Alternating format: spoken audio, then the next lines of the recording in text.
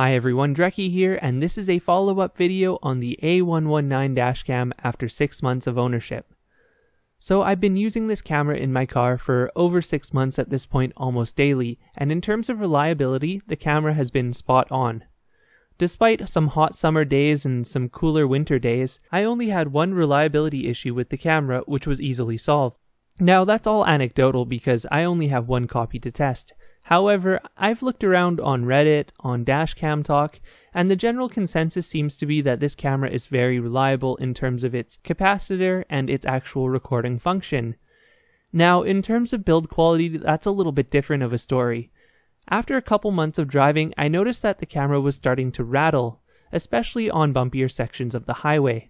My camera is a version 1, and apparently they've fixed this in version 2, but it does rattle and shake as I drive down the highway due to a loose GPS mount.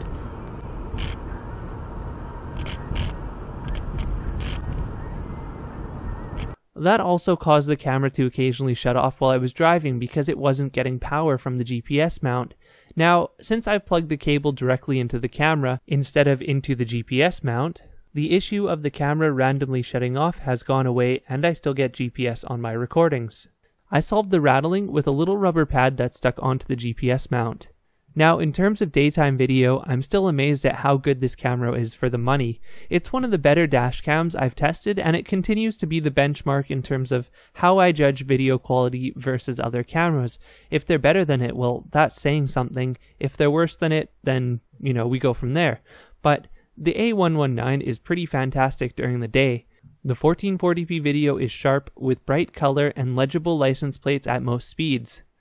At nighttime, it's not the best camera I've ever used. However, the night video is good enough even with the CPL filter, which makes it a little bit darker.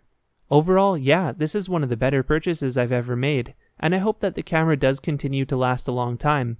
For reliability purposes, I do still recommend regularly checking your memory card to make sure that the video is being recorded.